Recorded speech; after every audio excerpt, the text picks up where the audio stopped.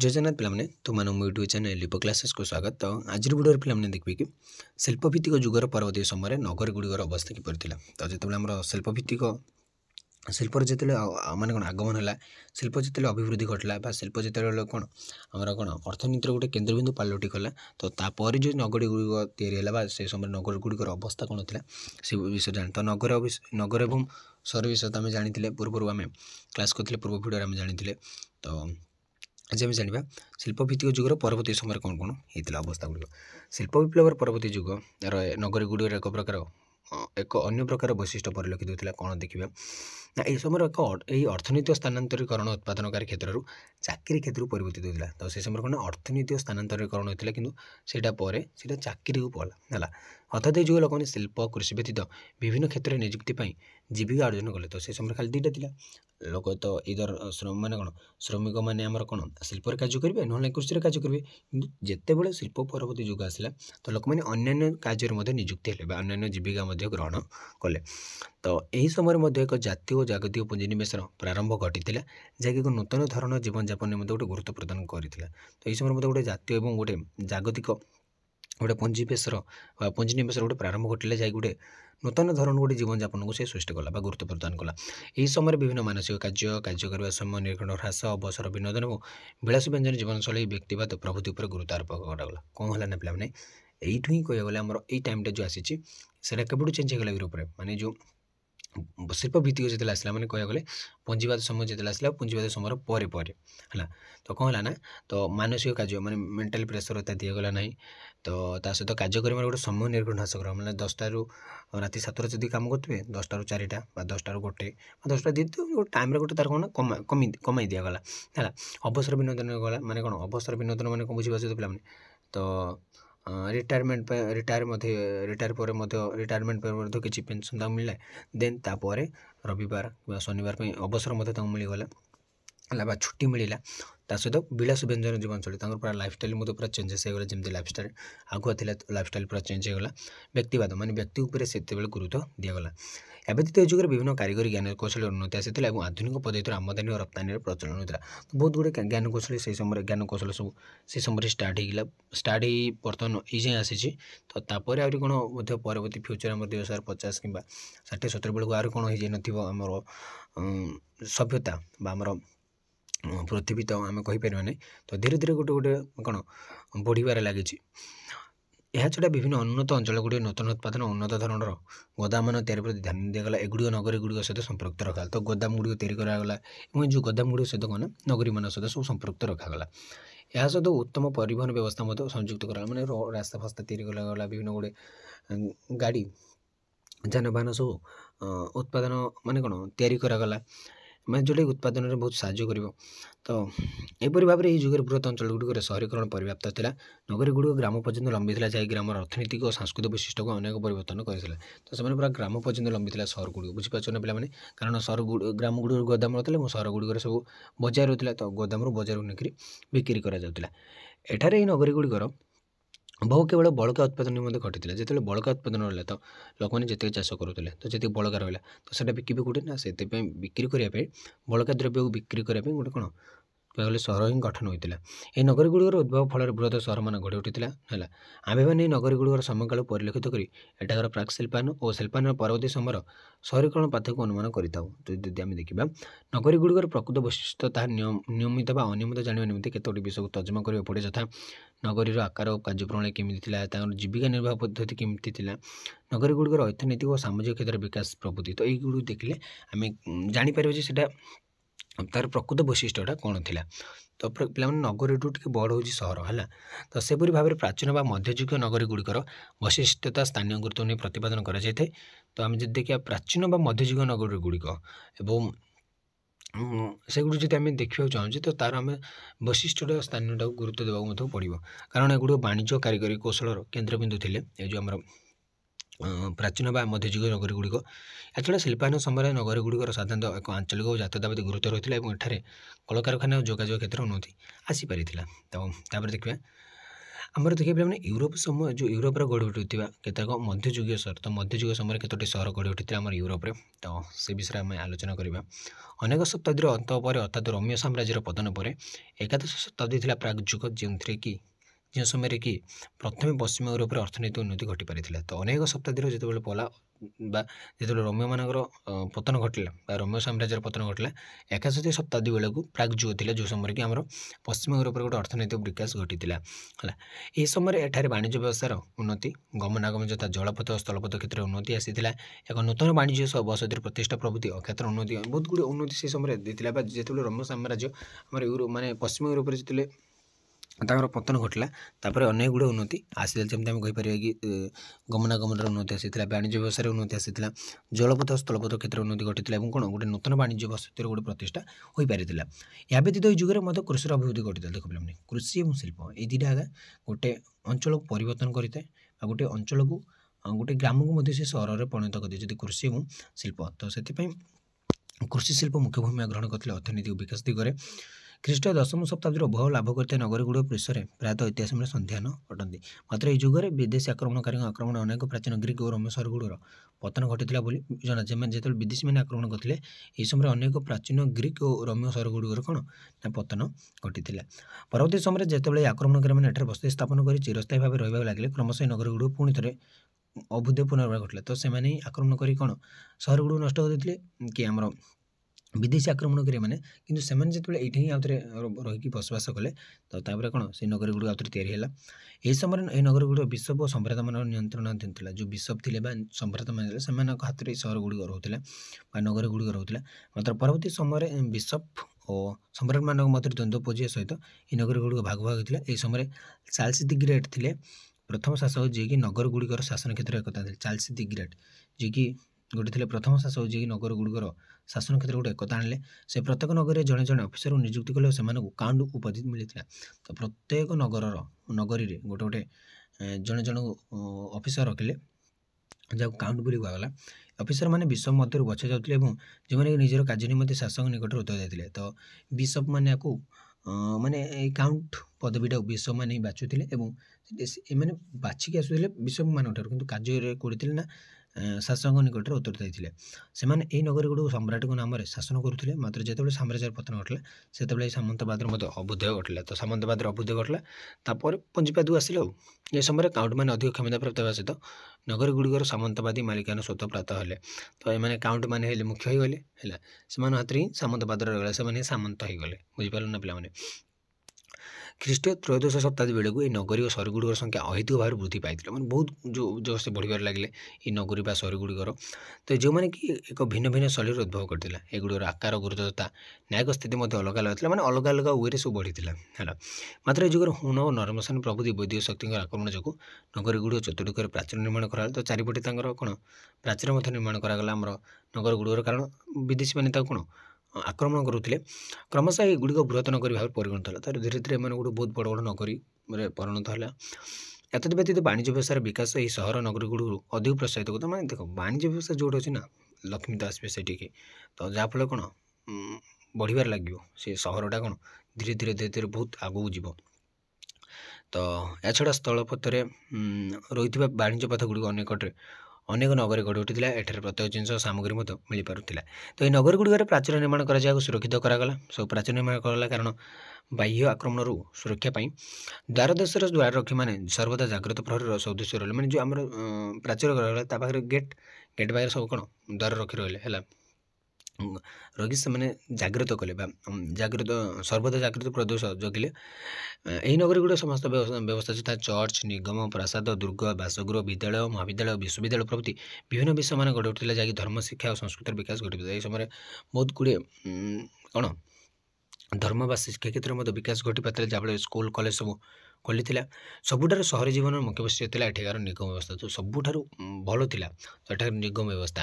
ଏଠାରେ ବାଣିଜ୍ୟ ବ୍ୟବସାୟ ପରିଚାଳିତ ହେବା ସହିତ କ୍ରମଶଃ ଏଗୁଡ଼ିକୁ ପରିଚାଳନା କରିବା ନିମନ୍ତେ ଅନେକ ଗୁଡ଼ିଏ ସଂଗଠନମାନ ଗଢ଼ିଥିଲା। ମାନେ ବାଣିଜ୍ୟ ବ୍ୟବସାୟ ତ ଚାଲୁ ରହୁଥିଲା, ତ କିନ୍ତୁ ତାକୁ ପରିଚାଳନା କରିବା ପାଇଁ ଗୋଟିଏ ସଂଘ ଗଢ଼ି ଉଠିଥିଲା ବା ସଂଗଠନ ସବୁ ଗଢ଼ି ଉଠିଥିଲା। ପରବର୍ତ୍ତୀ ସମୟରେ ଏଗୁଡ଼ିକ ନିଗମରେ ପରିଣତ ହୋଇଥିଲା। ବିଶେଷତଃ ମୁଖ୍ୟ ଭୂମି ଅଧିକାରୀ ଓ ବଣିକମାନେ ବିଭିନ୍ନ ପ୍ରକାର ବଣିକ ନିଗମମାନ ଗଠନ କରିବାକୁ ଲାଗିଲେ। ତ ଆମର ଯେଉଁ ମୁଖ୍ୟ ଭୂମି ଅଧିକାରୀ, ତ ଭୂମିର ଯିଏ ମୁଖ୍ୟ ଅଧିକାରୀ ଏବଂ ବଣିକମାନେ ଯେଉଁ ଥିଲେ ସେମାନେ ବିଭିନ୍ନ ପ୍ରକାର ବଣିକ ନିଗମମାନ ସବୁ ଗଠନ କଲେ। ଏହି ଯୁଗରେ ସହରଗୁଡ଼ିକରେ ଅନେକ କାରିଗରୀ ସଂଘ ବା ନିଗମଗୁଡ଼ିକ ମଧ୍ୟ ଗଠନ କରାଗଲା। ଅନେକ ଗୁଡ଼ିଏ କାରିଗରୀ ସଂଘ, ଅନେକ ଗୁଡ଼ିଏ ନିଗମ ଗଠନ ସବୁ କରାଗଲା। ଦେଖ ପିଲାମାନେ, ଯଦି ଅଧିକ ହେଲା ତ ବର୍ତ୍ତମାନ ଦେଖ ପ୍ରାୟ ସମସ୍ତଙ୍କର ଗୋଟେ ଗୋଟେ ସଂଘ ବା ଗଠନ ଅଛି। ଯେତେକ ସେ ପ୍ରାଇଭେଟ୍ ଜବ୍ କରନ୍ତୁ ବା ଗଭର୍ଣ୍ଣମେଣ୍ଟ ଜବ୍ କରନ୍ତୁ ବା ଯେ କୃଷକମାନେ ହୁଅନ୍ତୁ, ଡ୍ରାଇଭର ମାନେ ହୁଅନ୍ତୁ, ଯେକୌଣସି ସମସ୍ତେ ଗୋଟେ ଗୋଟେ ଗ୍ରୁପ୍ କରିଦେଉଛନ୍ତି, ଯାହାଫଳରେ ବା ସଂଘ ଗଠନ କରୁଛନ୍ତି, ଯାହାଫଳରେ ସେମାନେ କ'ଣ ଏକତା, ତାଙ୍କ ପାଖରେ ଗୋଟେ ଏକତା ଆସୁଛି ଏବଂ ସେମାନେ କ'ଣ ଯେକୌଣସି ପରିସ୍ଥିତିର ମୁକାବିଲା କରିବା ପାଇଁ ସବୁବେଳେ କ'ଣ ପ୍ରସ୍ତୁତ ହୋଇକି ରହିଥାଉଛନ୍ତି। ଯେମିତି ସରକାର ମାନେ କ'ଣ ସରକାରଙ୍କୁ ପ୍ରତିରୋଧ କରୁଛନ୍ତି, ତା ସହିତ ଅନେକ ସାମାଜିକ ସେବାରେ ମଧ୍ୟ ସେମାନେ କ'ଣ ଯୋଗଦାନ କରୁଛନ୍ତି। ତ ସେମାନେ ଯେତେବେଳେ ଅଧିକ ବଣିକ ସଂଘ ହେଲେ ବା ଯେତେବେଳେ ଅଭିବୃଦ୍ଧି ଘଟିଲା ତ ତାଙ୍କ ସଂଘ ଗୋଟେ ଗଠନ କରିବେ, ମାନେ କ'ଣ ବାଣିଜ୍ୟ ବ୍ୟବସ୍ଥାକୁ କେମିତି ସୁପରିଚାଳନା କରିବେ, ସେଥିପାଇଁ ତାଙ୍କୁ କ'ଣ ସେଇଟା ସାହାଯ୍ୟ କରିବ।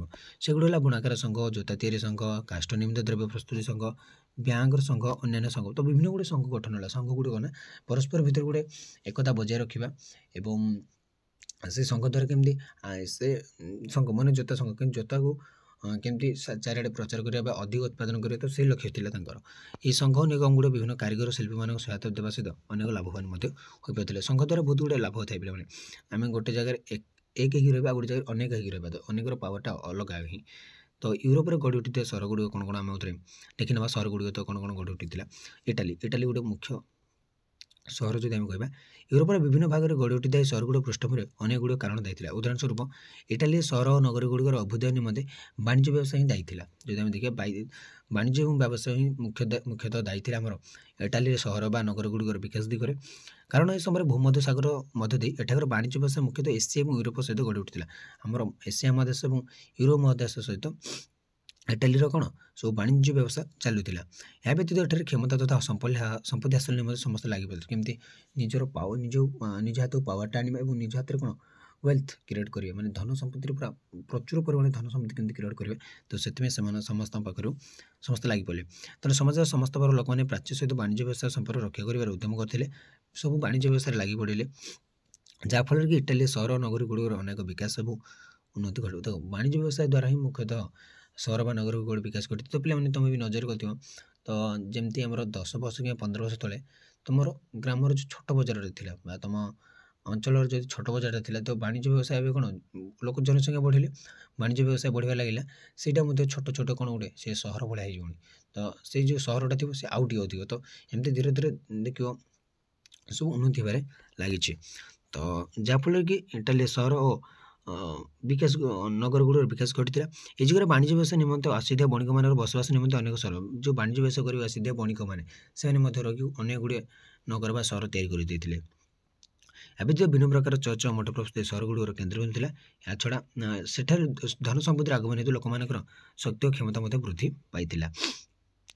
ତେଣୁ ଏହି ଯୁଗରେ ଅନେକ ଇଟାଲୀୟ ନଗର ରାଜ୍ୟ ଗୁଡ଼ିକ ଆତ୍ମଶାସିତ ରାଜ୍ୟ ଭାବରେ ପରିଗଣିତ ହେଲେ ବା ନିଜକୁ ନିଜେ ସେମାନେ ଶାସିତ ହେଉଥିଲେ ଏବଂ ଏଠାରେ ଜଣେ ପୋପ୍ ବା ଶାସକ ଶାସନ କରିବାକୁ ଲାଗିଲେ। ପୋପ୍ ରହିଲେ ଜଣେ ପୋପ୍। ମାତ୍ର ପରବର୍ତ୍ତୀ ସମୟରେ କେତେକ ଗୁରୁତ୍ୱପୂର୍ଣ୍ଣ ନଗରୀ ସମ୍ପୂର୍ଣ୍ଣ ଭାବରେ ସ୍ୱାଧୀନତା ଲାଭ କରିଥିଲେ ହେଲା। ତେଣୁ ସର୍ବଦା ଏଠାରେ ଥିବା କେତେକ ବୃହତ ଓ କ୍ଷୁଦ୍ର ନଗରଗୁଡ଼ିକ ମଧ୍ୟରେ ସବୁବେଳେ ପ୍ରତିଦ୍ୱନ୍ଦିତା ଲାଗି ରହୁଥିଲା, କିଏ ଅଧିକ ବା କିଏ ଆଗରେ ରହୁଛି। ତ ସେଥିପାଇଁ ସବୁବେଳେ କ'ଣ ପ୍ରତିଦ୍ୱନ୍ଦିତା ଲାଗି ରହୁଥିଲା। ତ ଯେମିତି ତାପରେ ଆମେ ଦେଖିବା ପିଲାମାନେ ଫ୍ରାନ୍ସ, ସେପରି ଫ୍ରାନ୍ସରେ ମଧ୍ୟ ଅନେକ ଗୁଡ଼ିଏ ନଗରୀ ଗଢ଼ି ଉଠିଥିଲା। ଏଗୁଡ଼ିକ ମଧ୍ୟରେ ଗୁରୁତ୍ୱପୂର୍ଣ୍ଣ ନଗରୀ ଗୁଡ଼ିକ ହେଲେ ପ୍ରୋଭେନ୍ସଠାରେ ଥିବା ସ୍ଥୋନିସ୍ ଗ୍ରାଣ୍ଡାଇଜ୍ ସେଟଲମେଣ୍ଟ ଏବଂ ଏଗାରମେଣ୍ଟସ୍ ଓ କାମ୍ଫେନ୍ ପ୍ରଭୃତି ସହର ଗୁଡ଼ିକ, ଯେଉଁମାନେ କି ଖ୍ରୀଷ୍ଟୀୟ ଦ୍ୱାଦଶ ଶତାବ୍ଦୀରେ ପ୍ରସିଦ୍ଧ ଲାଭ କରିଥିଲେ।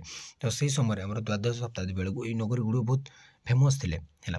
ମାତ୍ର ପରବର୍ତ୍ତୀ ସମୟରେ ସେମାନେ ନିଜର ଗୁରୁତ୍ୱ ହରାଇଥିଲେ, କାରଣ ଏହି ନଗରୀ ଗୁଡ଼ିକ ବାଣିଜ୍ୟ ବ୍ୟବସାୟ ପ୍ରତି ଏତେଟା ଉତ୍ସାହ ରଖୁଥିଲେ। ଏମାନଙ୍କର ବାଣିଜ୍ୟ ବ୍ୟବସାୟ ପ୍ରତି ଏତେ ଉତ୍ସାହ ନଥିଲା ଏହି ନଗରୀ ଗୁଡ଼ିକର ହେଲା।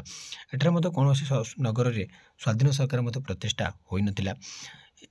ଏହି ନଗରୀ ଗୁଡ଼ିକ ସାମନ୍ତଙ୍କ ଅଧୀନରେ ଥିଲା, ମାନେ ସାମନ୍ତମାନଙ୍କ ଅଧୀନରେ ଥିଲା ଏହି ନଗରୀ ଗୁଡ଼ିକ। ଯେମିତି ମୁଁ କହିଲି କ'ଣ ଆମର ଏଗାରମେଣ୍ଟସ୍, ସ୍ଥୋନିସ୍ ଗ୍ରାଣ୍ଡାଇଜ୍ ସେଟଲମେଣ୍ଟ, କାମ୍ଫେନ୍ ଏଗୁଡ଼ିକ ହେଲା। ଏଇଟା ଆମର ଥିଲା ଫ୍ରାନ୍ସରେ।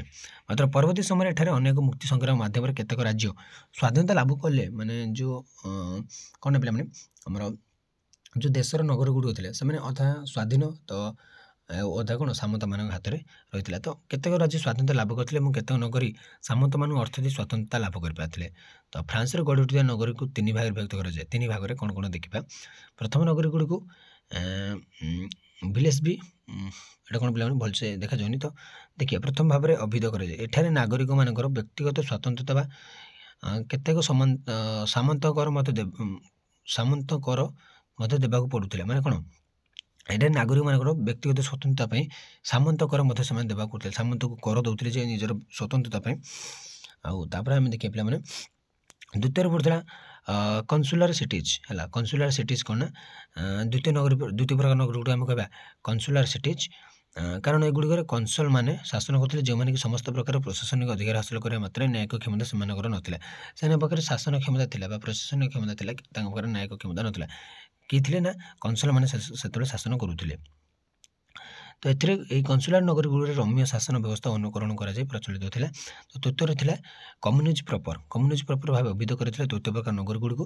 ଏଠାରେ ବାସ କରୁଥିବା ସାମନ୍ତମାନେ ପ୍ରାୟତଃ ଦୁଇ ପ୍ରକାର ଅଧିକାର ପ୍ରାପ୍ତ ଥିଲେ। ଯେଉଁ ନଗରୀ ସାମନ୍ତମାନଙ୍କୁ କେତେ କର ଦେଉଥିଲା, ସେହି ନଗରୀର ଲୋକମାନଙ୍କର ଆବେଦନକୁ ସେ ବିଚାର କରୁଥିଲେ। ମାତ୍ର ସେମାନେ ଏଠାକାର ପ୍ରଶାସନ ବ୍ୟବସ୍ଥାରେ ଦୂରରେ ଥିଲେ। ଏଠାକାର ପ୍ରଶାସନ ବିଭାଗରେ ମେୟର କାଉନସିଲଙ୍କ ସହାୟତା ଦ୍ୱାରା ଶାସନ କରୁଥିଲେ।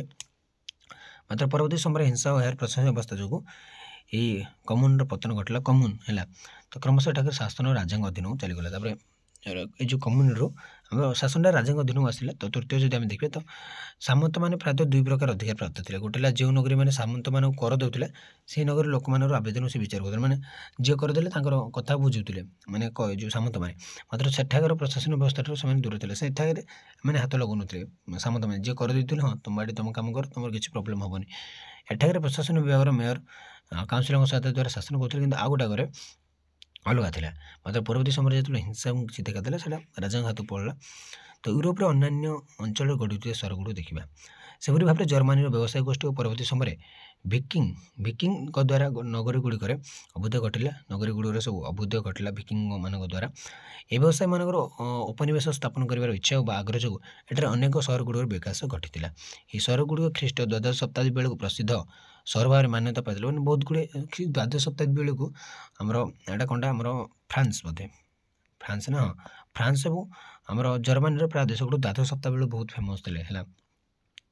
ମାତ୍ର ଏହି ଯୁଗରେ ଇଂଲଣ୍ଡରେ ଗଢ଼ି ଉଠିଥିବା କିଛି ନଗରୀ ଅତ୍ୟନ୍ତ ଛୋଟ ଥିଲେ ଏବଂ ଏଠାକାର ଲୋକ ସଂଖ୍ୟା 2000ରୁ 6000 ମଧ୍ୟରେ ବହୁତ କମ୍ ଥିଲେ। ଯେଉଁଟା ବର୍ତ୍ତମାନ ଆମର ପଞ୍ଚାୟତ ଯେତିକି ଲୋକ, ତ ସେତେବେଳେ ଗୋଟେ ଦେଶରେ ସେତିକି ଲୋକ ରହୁଥିଲେ, ବା ସରି ଗୋଟେ ସହରରେ ହେଲା। ଏଥିମଧ୍ୟରୁ ୟର୍କ ଓ ଲଣ୍ଡନ ସହର ଥିଲା ବ୍ୟତିକ୍ରମ ହେଲା। ଏଥିମଧ୍ୟରୁ ୟର୍କ ଗୋଟେ ଆଉ ଗୋଟେ କ'ଣ ଲଣ୍ଡନ ଥିଲା ଅଲଗା। ଏଇଠି ଟିକେ ଅଧିକ ଲୋକ ରହୁଥିଲେ। ମାତ୍ର ଆଙ୍ଗ୍ଲୋ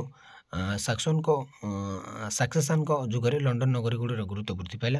ମୋଟାମୋଟି ଭାବରେ ଦେଖିବାକୁ ଗଲେ ଏହି ଯୁଗରେ ଗଢ଼ି ଉଠିଥିବା ନଗରୀ ଗୁଡ଼ିକ ଆରବ, ରୁଷ ନିୟରେଷ୍ଟ ନଗରୀ ଗୁଡ଼ିକ ଅଲଗା ଥିଲା। ଏହି ଅଣ ୟୁରୋପୀୟ ନଗରୀ ଗୁଡ଼ିକ ସର୍ବଦା ୟୁରୋପୀୟ ନଗରୀ ଗୁଡ଼ିକଠାରୁ ଟିକେ କାରିଗରୀ କୌଶଳ, ସ୍ୱାସ୍ଥ୍ୟ, ଶିଳ୍ପାୟନ ସଭ୍ୟତାଠାରୁ ଆଗୁଆ ଥିଲେ। ଯେଉଁ ଅଣ ୟୁରୋପୀୟ ନଗରୀ ଗୁଡ଼ିକ ଖ୍ରୀଷ୍ଟ ନବମ ଶତାବ୍ଦୀରୁ ଦ୍ୱାଦଶ ଶତାବ୍ଦୀ ମଧ୍ୟରେ ରୁଷୀୟ ସହର ଗୁଡ଼ିକ ଉତ୍ତର ୟୁରୋପୀୟ ସହର ଗୁଡ଼ିକ ଠାରୁ ସର୍ବଦା ଟିକେ ଆଗରେ ଥିଲେ ହେଲା। ଯେଉଁ ଉତ୍ତର ୟୁରୋପୀୟ ରାଷ୍ଟ୍ରଗୁଡ଼ିକ ରହିଲେ ପିଲାମାନେ ବା ସହର ଗୁଡ଼ିକ ରହିଲେ, ସେମାନେ ଆଗରେ ଥିଲେ। ସେ ଯାହା ହେଉ, ୟୁରୋପରେ ସର୍ବତ୍ର ଗଢ଼ି ଉଠିଥିବା ସହର ନଗରୀ ଗୁଡ଼ିକ କୃଷିଭିତ୍ତିକ ଦାସତ୍ୱରୁ ମୁକ୍ତ ଥିଲେ। ତାଙ୍କ ଭିତରେ ଏମିତି କୃଷିଭୂତ ନଥିଲେ ବା ଦାସତ୍ୱ ନଥିଲା, ବା ଦାସ ପ୍ରଥା ଯେଉଁ ସେଠାରେ କିଛି ମଧ୍ୟ ନଥିଲା। ଏବଂ ଆମର କୃଷିଭୂତ ମାନେ ମଧ୍ୟ ସେଠାରେ ନଥିଲେ। ମାନେ କୃଷକମାନେ ହିଁ ଚାଷ କରୁଥିଲେ ଏବଂ ସେମାନେ ଉତ୍ପାଦିତ ଦ୍ରବ୍ୟକୁ କ'ଣ ବଜାରରେ ବିକ୍ରି କରୁଥିଲେ, କିନ୍ତୁ କୃଷିଭୂତ ବୋଲି କିଛି ନଥିଲେ। କାରଣ ଏଠାରେ ବାସିନ୍ଦାମାନେ ପ୍ରାୟତଃ ସାମନ୍ତବାଦୀ ବ୍ୟବସ୍ଥାରେ ମୁକ୍ତ ହୋଇ ଏକ ସ୍ୱତନ୍ତ୍ର ଜୀବନଯାପନ କରିପାରିଥିଲେ। ସେମାନେ ସାମନ୍ତବାଦରୁ ଚେଞ୍ଜ ହେଇଯାଇଥିଲେ ନା, ତ ସେଥିପାଇଁ ଏଗୁଡ଼ିକ ଦେଖିବାକୁ ମିଳୁନଥିଲା। କାରଣ ସେମାନେ ସାମାଜିକ ଅର୍ଥନୈତିକ କ୍ଷେତ୍ରରେ ମୁକ୍ତ ଓ ସ୍ୱାଧୀନ ଜୀବନଯାପନ ନିମନ୍ତେ ଇଚ୍ଛା ପ୍ରକାଶ କରିଥିଲେ, ଯେଉଁମାନେ କି ସାମନ୍ତମାନଙ୍କର ଅନ୍ୟ ଅଧିକାର ପ୍ରବେଶ କରିଥିଲା।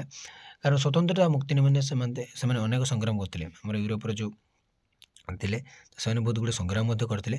ଏଥିରେ ମଧ୍ୟ ସଫଳତା ସେମାନେ ଲାଭ କଲେ, ସଂଗ୍ରାମ କଲେ ଏବଂ ସଫଳତା ମଧ୍ୟ ପାଇଲେ। ନିଜର ଗୋଟେ ବ୍ୟକ୍ତିଗତ ଜୀବନ, ଗୋଟେ ପ୍ରାଇଭେଟ୍ ଲାଇଫ୍ ବା ଅନ୍ୟମାନେ ଗୋଟେ ଫ୍ରିଡ଼ମ୍ ଲାଇଫ୍ ସେମାନେ ଚାହୁଁଥିଲେ, ବା ଗୋଟେ ସ୍ପେଶାଲ ଲାଇଫ୍ ସେମାନେ ଚାହୁଁଥିଲେ ଏବଂ ସେଇଟା ମଧ୍ୟ ପାଇଲେ। ଭଲ ଗୋଟେ ଲାଇଫଷ୍ଟାଇଲ୍ ଚାହୁଁଥିଲେ, ସେମାନେ ପାଇଲେ। ଏହି ସହର ଗୁଡ଼ିକର ସମସ୍ତ କୃଷିଭିତ୍ତିକ କୃତଦାସକୁ ଆଶ୍ରୟ ଦେବା ସହିତ ଏଠାରେ ସମସ୍ତ କ୍ଷେତ୍ରରେ ଏକ ମୁକ୍ତ ଜୀବନଯାପନ କରିବାକୁ ଲାଗିଲେ। ସମସ୍ତେ ଏହି ନଗରୀ ଗୁଡ଼ିକରେ ବା ସହର ଗୁଡ଼ିକରେ ବସବାସ କରିବାର ସୁବିଧା ପାଇଲେ। ପରବର୍ତ୍ତୀ ସମୟରେ ଏହି କ୍ରୀତଦାସ ଓ କୃଷିଭୂତ ଏଠାରେ ବସବାସ କରିବା ସହିତ ସ୍ୱତନ୍ତ୍ରତା ଲାଭ କରିପାରିଥିଲେ। ତେଣୁ ଏହି ସମୟରେ ଏଠାକାର ଏକ ପ୍ରବାଦ ପକାଯାଇଥିଲା, ଯାହାକି city air makes man free, ଅର୍ଥାତ୍ ନଗରୀର ପବନ ମନୁଷ୍ୟ ମୁକ୍ତି ପ୍ରଦାନ କରିଥାଏ। ଯେ ସେ ନଗରୀ ଯେଉଁ ପବନଟା ସେ କୃଷିଭୂତ ହେଇଥାଉ ବା ଦାସତ୍ୱ ଥାଉ, ସମସ୍ତଙ୍କୁ ସେ ମୁକ୍ତ କରିଦିଏ।